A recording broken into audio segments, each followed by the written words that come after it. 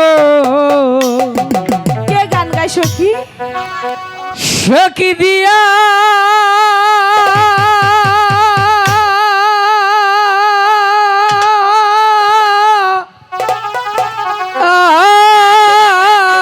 শুলো আনা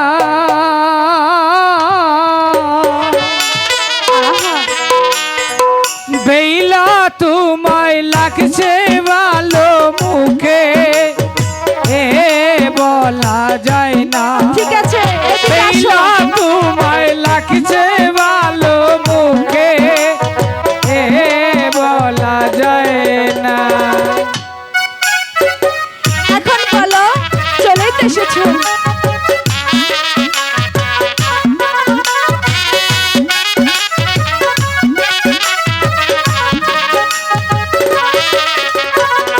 দাদা শোনো না, তুমি দেখতে পাচ্ছ বেহুলা কত সুন্দর। দাদা আমি কেন জানি না, আমার মনে হচ্ছে বেহুলার প্রেমে পড়ে গেছি। দাদা তুমি ওকে কিছুক্ষণ সখী? আটকানোর ব্যবস্থা করতে পারবে? 1 ঘন্টা না, 1 দুপুর আটকাই রাখবো। যদি তাই হয় আমি হইলাম জুনটু। আচ্ছা ঠিক আছে দাদা, এই তাহলে সখী, আটকাও। যাও। চল তো চলে যাই। বেহুলা কি হয়েছে? চলে যাবে? তাহলে কি করব? আহা হা হা, তোমাকে দেখলে কি মনে হয় জানো? কি মনে হয়? তোমার ঠোঁটখানা দেখলে, কি ও না না সরি সরি, তোমার চোখ দুটো দেখলে কি মনে হয় জানো? কি মনে হয়? ঠিক যেন নাটোরের বনলতা সেন। তাই? আর তোমার ওই নাকখানা দেখলে কি মনে হয় জানো? কি মনে হয়? যেমন কৃষ্ণর হাতের বাঁশি গো। আহা, আর তোমার ঠোঁটখানা দেখলে কি মনে হয় জানো? কি মনে হয়?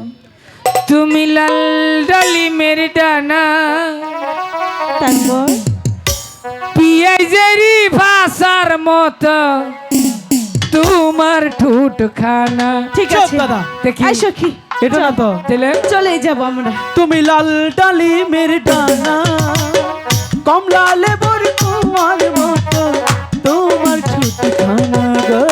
যত যাই হোক চলে যাব আমরা। তুমি লাল ডালিমের ডানা।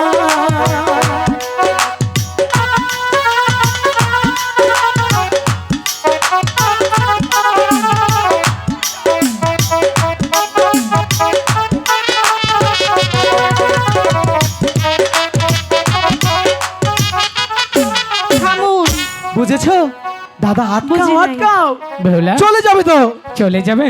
চলেই তো যাব। এত প্রশংসা করলাম তারপরে চলে যাবে? হ্যাঁ, শোনো, আমি একটি জাদু জানি, জাদুটা দেখবে? আমি তো কোনো জাদু দেখবো না। এই সখী, তুই কি জাদু দেখবি? সখী আমরা জাদু দেখব। ঠিক আছে, সখীরা তাহলে? বলছি। আমি জাদু দেখানোর আগে একটি শর্ত আছে। আবার কি শর্ত? আমি যখন বলবো 1 2 3, তোমরা চোখ বন্ধ করে দাঁড়াবে। চোখ বন্ধ করে কি জাদু দেখা যায়? এটা হচ্ছে অন্তরন্তরী ও জাদু। ঠিক আছে। রেডি? লক্ষিন্দর, বলো দাদা। 3 কষ সাথে সাথে বাড়ি মাইরা কলসিটা ভাঙ্গা লাবি। ঠিক আছে তাই করব। রেডি? 1 2 3। সখী, হ্যাঁ? কোমার যে বললো আহা, জাদু দেখাবি, জাদুই তো। সে যে আমার কাহির কলসিটা ভেঙে দিল সখী। আরে উহু, আমি বাড়ি গিয়ে মায়ের কাছে কি বলবো? আচ্ছা তাই। এ দাদা, এটা তুমি কাঁদছো মনে হচ্ছে, শিয়াল ডাকছে। কাইন্দাই গইতেছি। হাই গো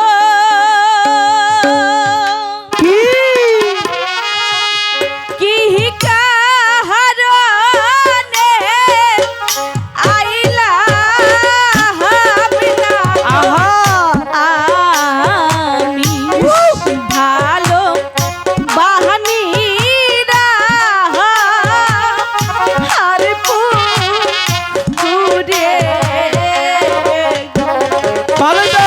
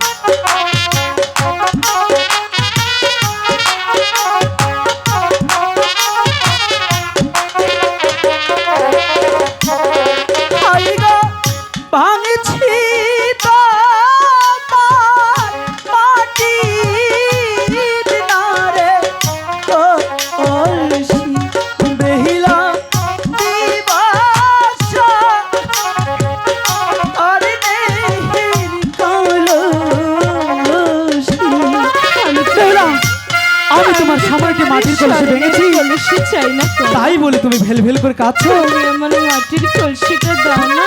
তুমি কেন বুঝতে পারছো না বেহুলা? মাঝে আমি তোমার কলসি ঘটিয়ে দেব।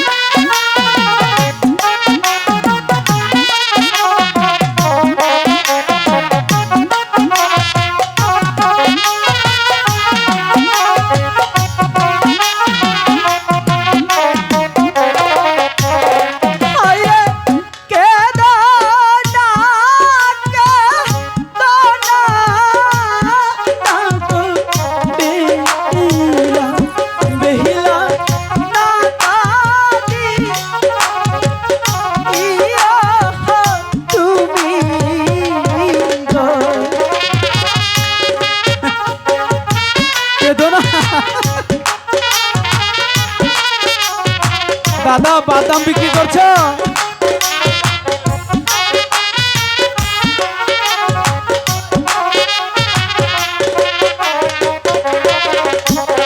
হাই গো বাড়ি গেলে মায়ে না রে বলবে। কি বলবে? বেইলা কলসি কুহু উঠায় তোমার। তাই নাকি?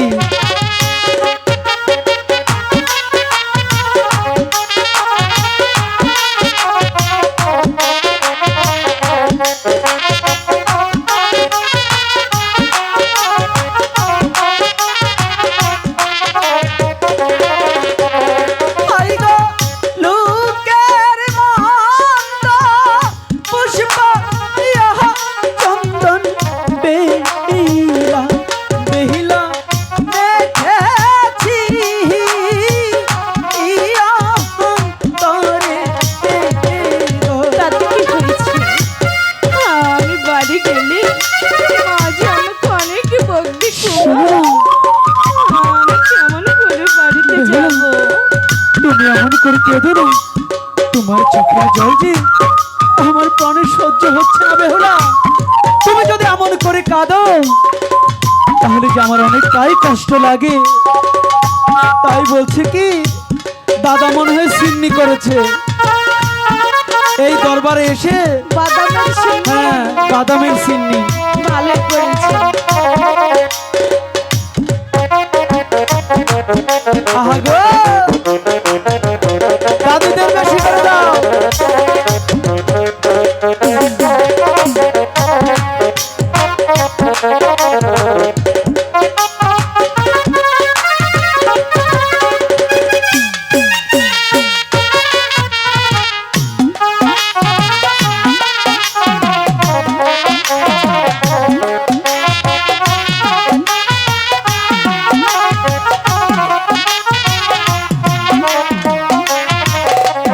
হাই গো পাড়ার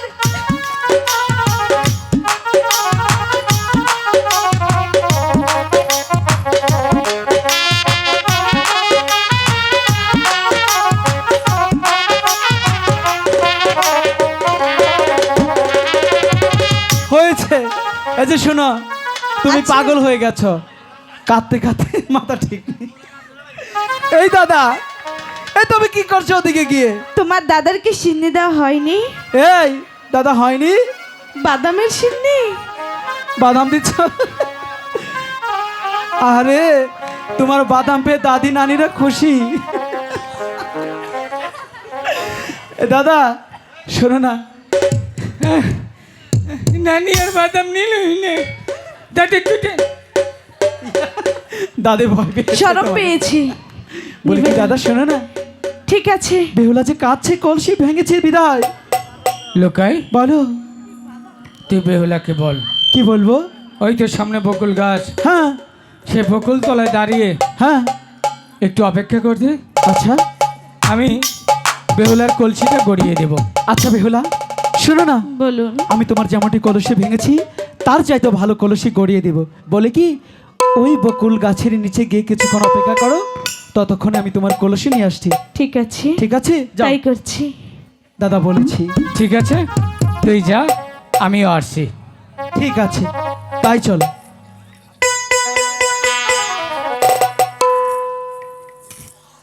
আসলেও মানুষ হাসানোটা কিন্তু খুবই কঠিন কাজ। এই যে বাদাম দিলাম, এটা কিন্তু একটা আনন্দ করলাম, কেউ মনে কষ্ট নেবেন না। দাদির সাথে একটু মজা করেছি, দাদি মাফ করে দিবা। হ্যাঁ, আমি যে তোমার নাতিনের মতো, তাই না? তো সারা জীবন তো আপনাদের কাছে নিয়েই গেলাম, কিছু তো আর দিতে পারিনি, তাই কিছু কিছু বাদাম দিয়ে গেলাম। দোয়া করবেন। আজ থেকে প্রায় 15 দিন আগে হসপিটালে যখন ছিলাম, তখন মনে হয়েছিল এই মানুষগুলো আর কোনো দিন দেখতে পারবো না। মৃত্যুর শয্যায় ছিলাম, যখন অক্সিজেন দিয়ে অবস্থায় বারবার আল্লাহকে ডাকছিলাম, আল্লাহ হয়তো তুমি কি আবার কোনো দিন আমাকে বাঁচাবা। তো আমি একটা পোস্ট করেছিলাম, সেই পোস্টের মধ্যে একটা ছবি ছেড়েছিলাম আমার ফেসবুকে। হয়তো সেই ছবিটার মধ্যে এই তো আপনারাই বাংলাদেশের যারা, যেই বাংলাদেশের মানুষ প্রবাসী আছে, লক্ষ লক্ষ মানুষ শুধু একটি কথাই বলেছে, আল্লাহ সোহেল ভাইকে তুমি সুস্থ করে দাও, আল্লাহ সোহেল ভাইকে তুমি সুস্থ করে দাও। এমনও কথা বলেছে, আমি মক্কা শরীফে নামাজ পড়ে আপনার জন্য দোয়া করলাম। অনেকেই বলেছে, সোহেল ভাই আপনার বিকাশ নাম্বারটা দেন, আপনার চিকিৎসার জন্য আমরা টাকা দেব। আমি তার পিছনে লিখেছি, আপনি কত টাকা দিবেন, হয়তো সেই টাকার চাইতে আপনি একটু দোয়া করলে আল্লাহ পাক আমাকে তার চাইতে বেশি দেবে। আমার জীবনে অনেকটা কষ্ট, গান বাজনা করি, মনের একটু আনন্দ দেই, একটু আনন্দ পাই, তবু নিজে কখনো আনন্দ পাই না, হাসাই। আপনারা যারা অভিনয় করেছেন হয়তো সবাই জানেন যে মানুষ হাসানো যে কত কঠিন কাজ। এই হাসতে হয়, এই কাঁদতে হয়। হয়তো আমি একদিন থাকবো না, কোনো একদিন আমিও চলে যাব আপনাদের মাঝখান থেকে। যেমন চলে গেছে আসান ভাই, চলে গেছেন কৌতুক অভিনেতা দিলদার সাহেব, ওনার কিন্তু চলে গেছেন, ওনাদের স্মৃতিটা কিন্তু আজও রয়েছে। আমিও একদিন চলে যাব, আমার এই স্মৃতিগুলো আপনাদের কাছে থাকবে। আমার মা বলেছে, বাবা তুই আর গান গাসনি। আমার বৃদ্ধ মা, আজকে এখানে আসছি, মাকে আমি বলিনি, মার কাছে যদি বলি মা পাগল হয়ে যাবে, যে এমন একটা অসুস্থ, তুই কি করে গেলি। যদি আমি এইখানে না আসতাম, আমার পুরা টিমের উপরে আপনারা গালাগালি করতেন, যারা দুকাবাস, মিথ্যে, বায়না করে, অমুকের কথা বলে বায়না করে আসে না। তা আমি শুধু আপনাদের কথা রেখেছি। আমার জীবনে আমি কোনোদিন কোনো একটা গান মার দেইনি। একটা কথা বলি, আপনারা কেউ পারবেন না, 2-4টা কথা বলতেছি, খারাপ লাগতেছে আপনাদের আমার কথা শুনতে, শুনবেন 2-4টা কথা। গান তো জীবনে অনেক শুনেছেন, কিন্তু আমার এই কথাগুলো কোনোদিন শুনতে পারবেন কিনা আমি জানি না। আমার একটা সন্তান, বয়স হচ্ছে তখন 9 বছর, যে কোনো একটা দুর্ঘটনায় মৃত্যু শয্যায়। আমার একটা প্রোগ্রাম ছিল সেই ময়মনসিংহে, আমি প্রোগ্রামে চলে গিয়েছি, মাঝখানে শুনি আমার কানে ফোন গেছে, তোমার ছেলে আর নাই, কেন কি হয়েছে, এই মুহূর্তে হসপিটালে আসো। এসে দেখি আমার বাবা, আমার প্রথম সন্তান, অজ্ঞান অবস্থায় পড়ে আছে। তো ওইখানেরই এক লোক, তো হালকা একটু সুস্থ, আমি বুঝতেছি যে এখন আর মরবে না, আল্লাহ পাক বাঁচিয়ে রাখবে। তখন আমি চিন্তা ভাবনা করলাম কি জানেন, যে যেখানে মানুষ আমার গানের আয়োজন করেছে, লক্ষ লক্ষ মানুষ বসে আছে, ওইখানে যদি আমি না যাই তাহলে সবাই মনে করবে আমি সিটার, বাটপার। আমার জীবনে আমি কোনোদিন বাটপারি করিনি।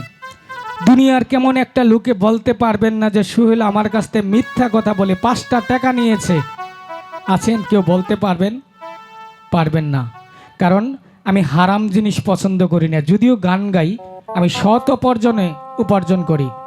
আমার ভিডিওতে অনেকেও বাড়ি দেখেছেন, আমার যে বাড়ি ঘর সেখানে আমার মতো লোক থাকার কথা না। গান গেয়ে কী করেছি, নিজে খেয়েছি, অসহায় মানুষের পাশে দাঁড়িয়েছি, আর যা করেছি সেটা বলবো না। সেটা বলতে গেলে একবার বিপদে পড়েছিলাম, আর বলতে চাই না। তো আজকে এইখানে আসার কোনো কথা ছিল না, আমার ভিতরটা কিন্তু অল টাইম হার্টবিট এরকম করতেছে। দেখেন আপনারা, বারবার আমি গ্যাস দিয়ে কিন্তু অভিনয় করে যাচ্ছি।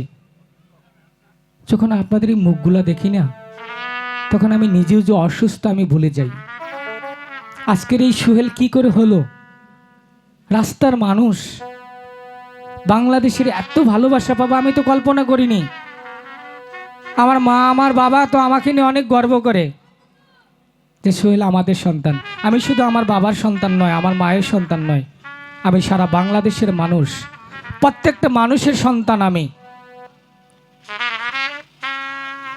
আমি যেদিন চলে যাব গো,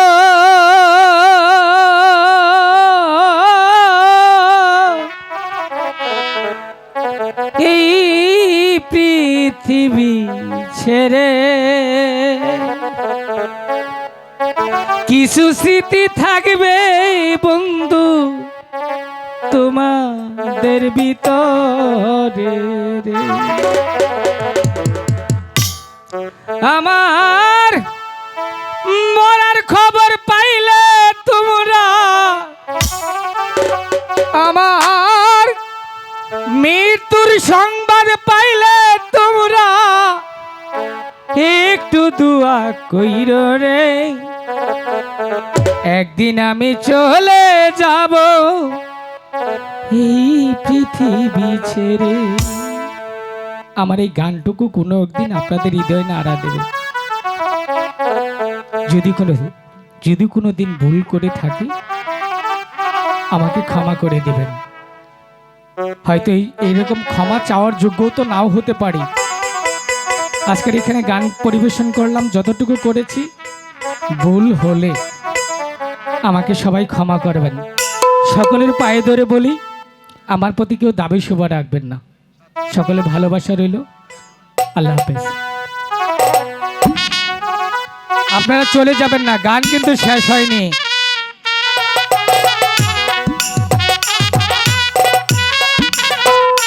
ভজনদা বাড়ি আছো? ভজনদা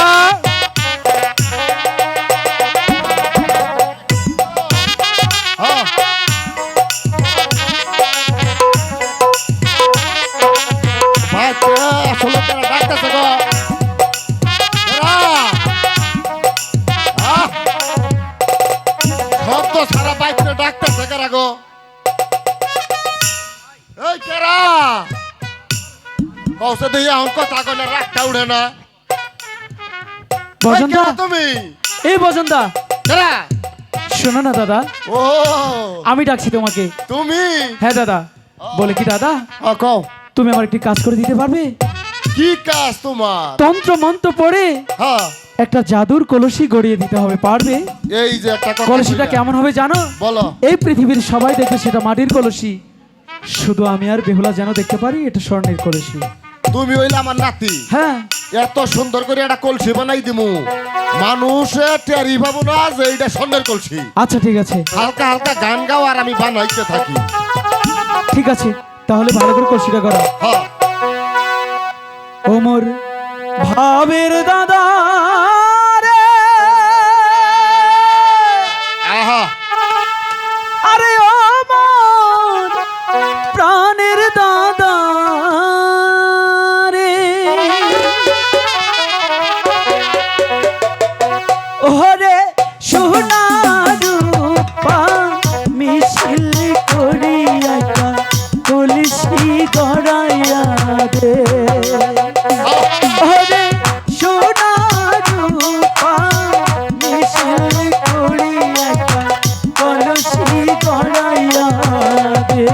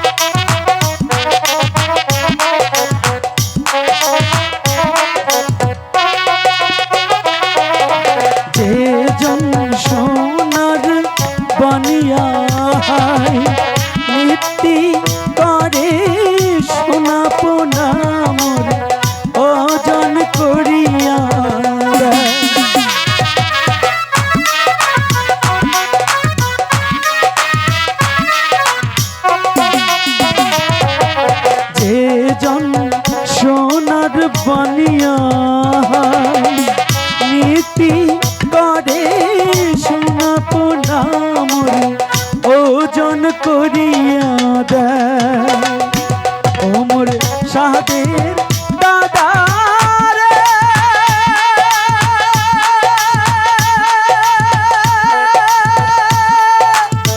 ও আমার ভাবের দাদা রে, ওরে সোনা রূপা মিশিল করি একটা কলসি গড়াইয়া রে, ওরে সোনা রূপা মিশিল করি একটা কলসি গড়াইয়া রে।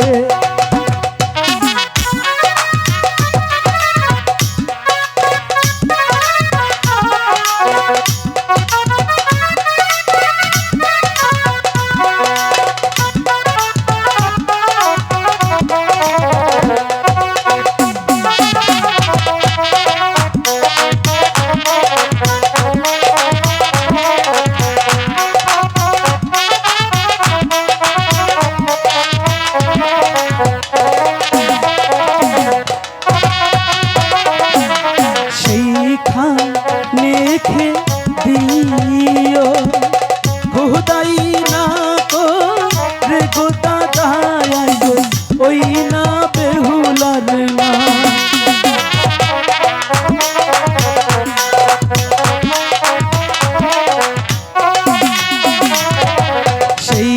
সেইখানেতে লেখে দিও বেহুলায়ার লুকার নাম সাথে জন্টু দাদার নাম।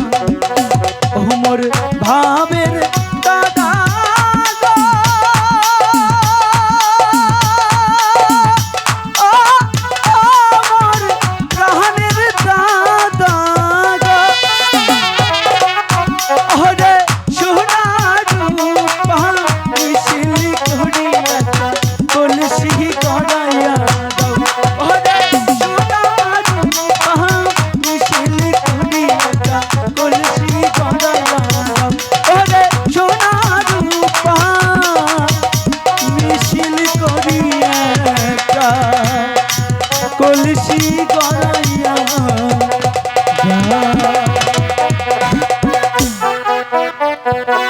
জন্টু ভাই, হ্যাঁ, এই যে তেহসে কলসিটা বানাইছি যে পছন্দ হয়েছে কিনা? গুলমুলছে একটা, মুখ হয়েছে একটা। হ্যাঁ হ্যাঁ, লোকাই কলসিটা নি, তুই চলে যা দাদুর কাছে। জন্টু ভাই, দাদু, হ্যাঁ কত টাকা দিতে হবে? এটার বিল বেশি হয়েছে, কত টাকা হয়েছে? পরিশ্রম খুব হয়েছে। এটা আচ্ছা। মনে করো তুমি তো আমার বন্ধু মানুষ, হ্যাঁ, আপাতত 15,000 টাকা নিচ্ছি। ঠিক আছে, তোমাকে আমি 1,00,000 টাকা দেব। কও কি? ওই তো সামনে দাঁড়িয়ে আছে হ্যাঁ আমাদের নিতাই দা, হ্যাঁ হ্যাঁ, সেখানে তোমাকে টাকা দিয়ে দিবে। ওই নিতাই দা? হ্যাঁ হ্যাঁ। আরে এর আগেও ফাঁকি মারছে। আরে না, আমি তো সাথে আছি মাস্টার, আমি তো সাথে আছি, চলো। আরে আপন মানুষ পর হইয়া ফাঁকিয়ে বললাম। থাকলে কিছু সারি থেরিটা, তুই বড় বেঈমানি রে বন্ধু, তুই বড় বেঈমান।